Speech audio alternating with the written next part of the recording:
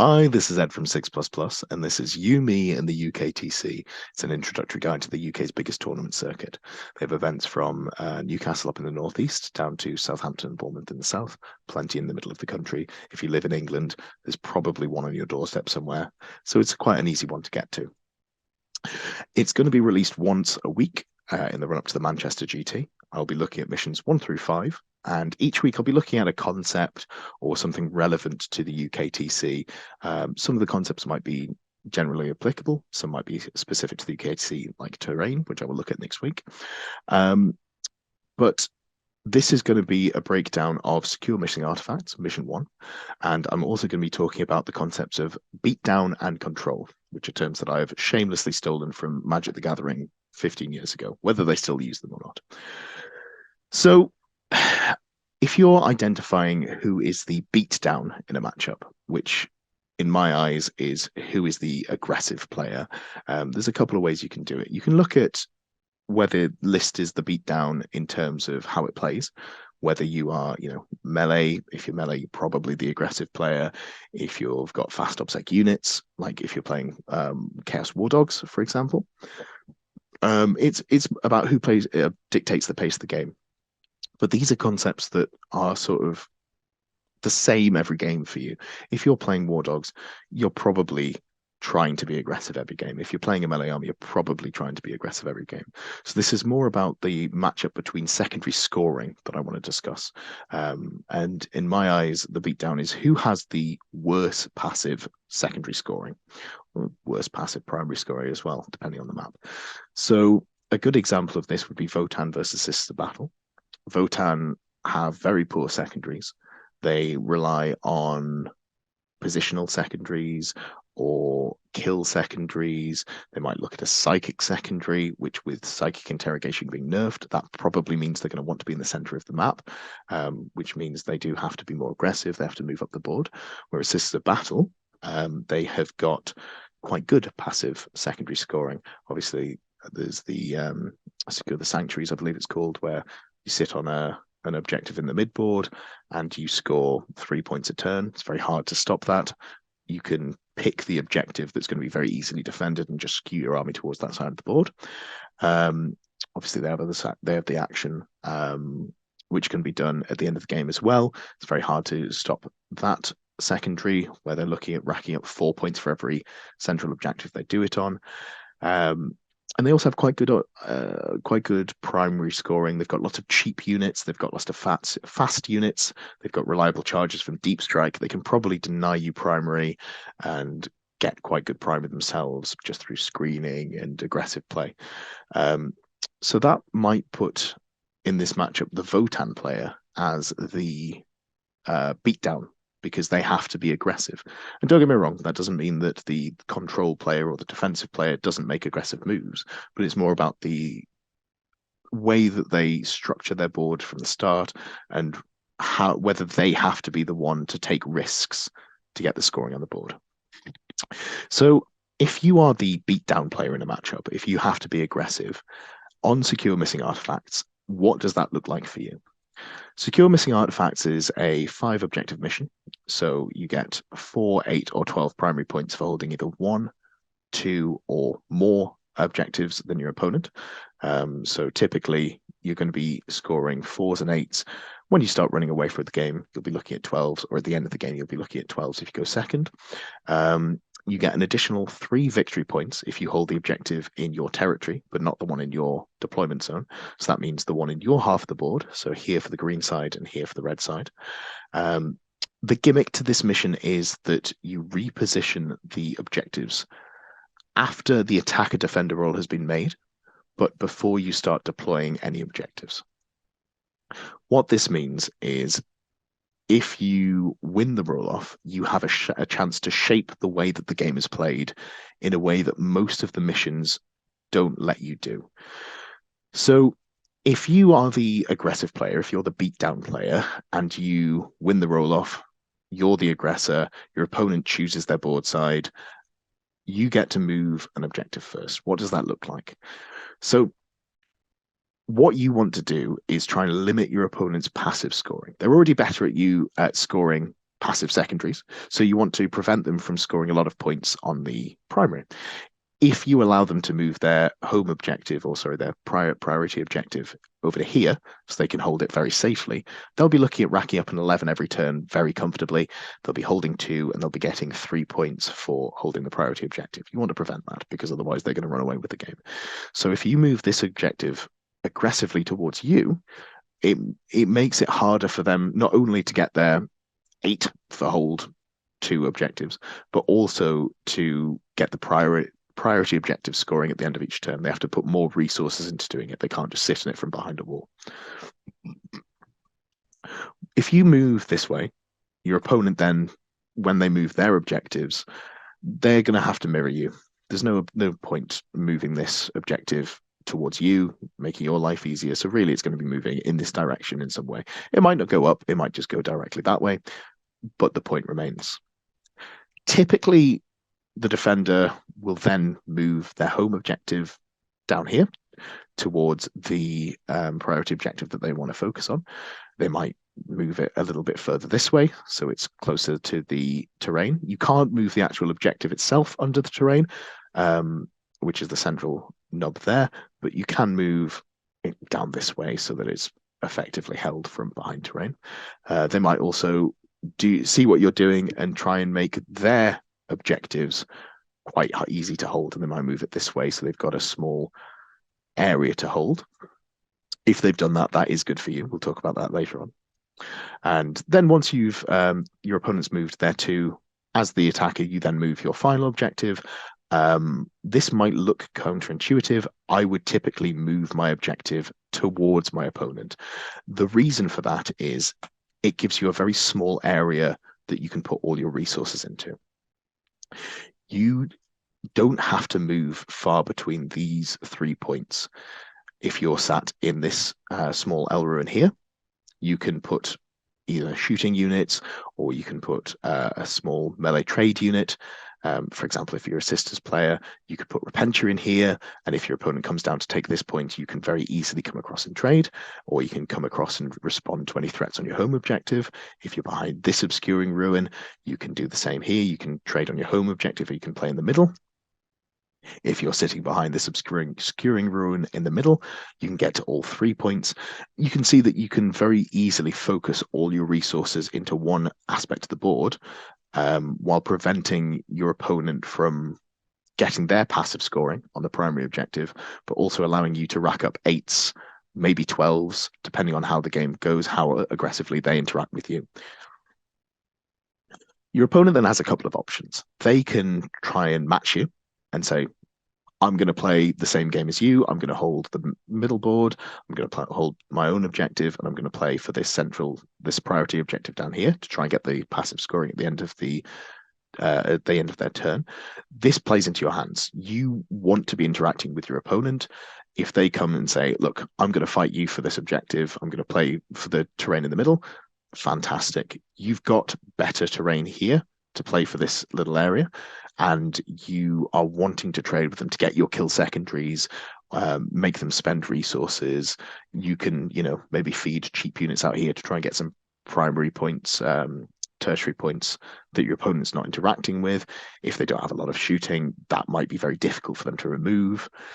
Or your opponent can go the other way, which is to accept that they're not going to get any tertiary scoring and just play for the objectives on the mirror of you. This works for you as well, especially if they've moved their objective down, because they're playing a more spread out version of what you're doing, spreading themselves a little thinner, and you're removing their scoring potential without interacting with you. So you can move up, you can kill units as you would in a normal game, take them off the scoring, take them off their primary, and make it harder for them to win the game while you also rack up your kill secondaries, etc.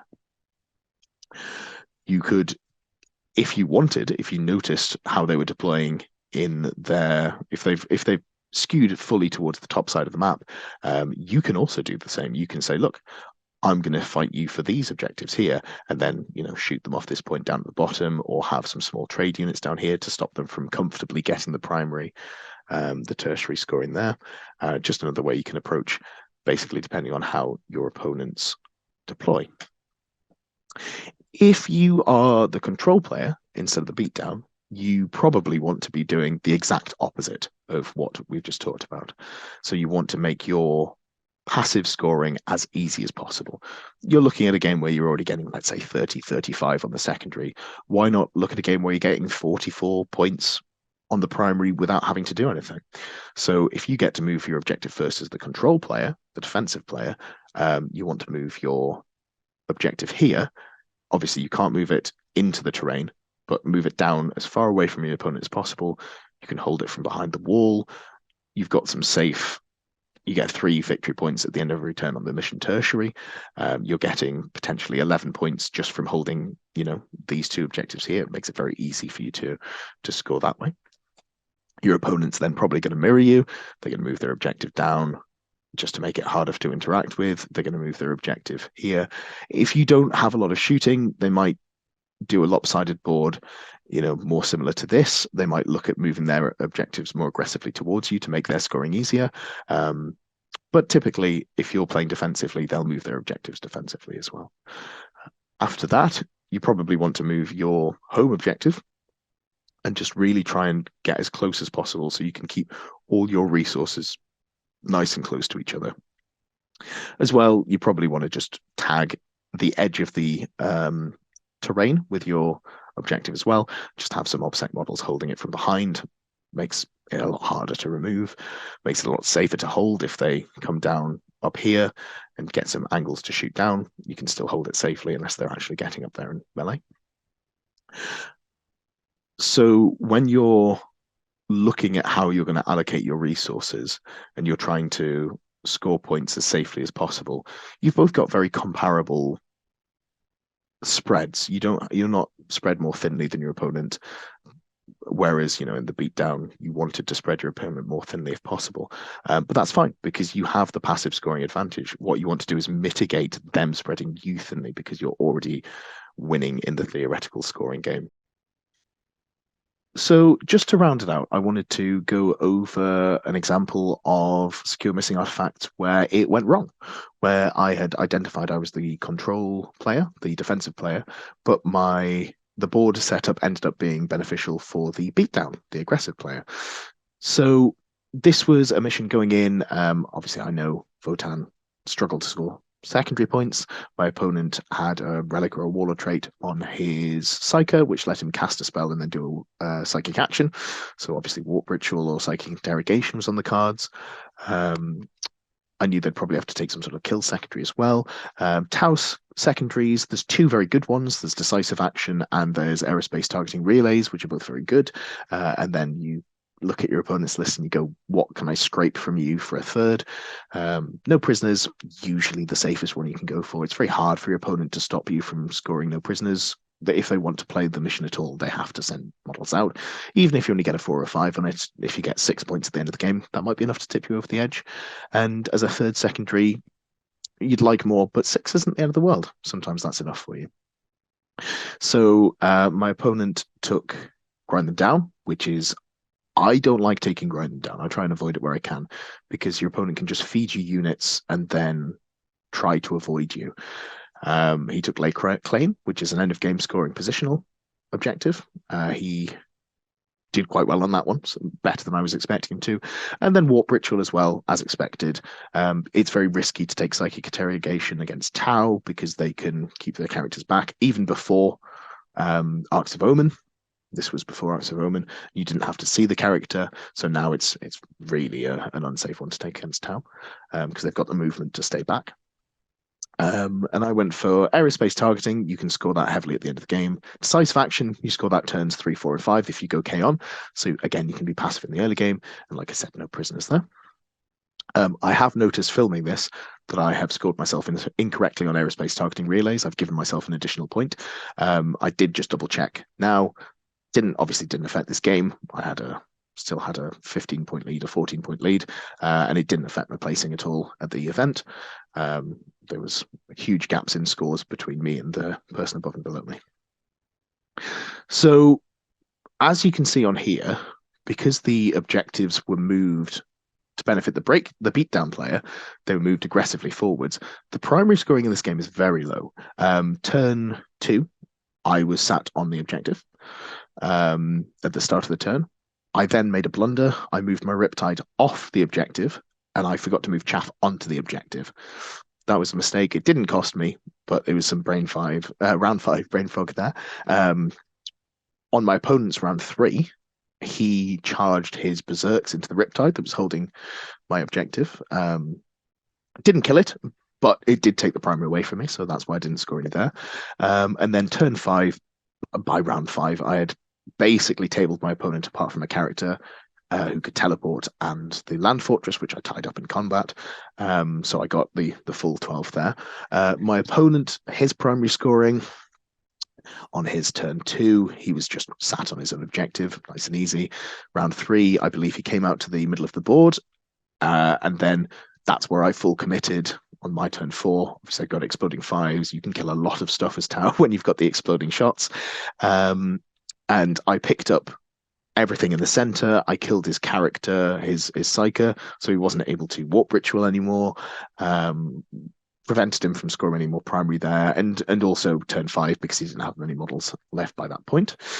He was managing to get points on precious artifacts. He was sending units out to grab those, which wasn't unwise because he needed the scoring, but also meant that I was able to just whittle him down, and then when I went for the turn 3, turn 4 punch, really just denied him any scoring. I didn't get many precious artifacts myself, as you can see, just because I didn't have the points. But the main thing on this list, what I did when we played against each other, I looked at what he could have done to disrupt my scoring, identified that the most important things for me to kill were his 3 units of bikes. Obviously, the Votan bikes are very fast. They have a high number of shots. And because it was pre-Arcs of Omen, I sent my 2 planes over, and between the 2 planes, they killed 7 out of the 9 bikes, I believe it was. So at that point, he had a real uphill struggle to get onto points and to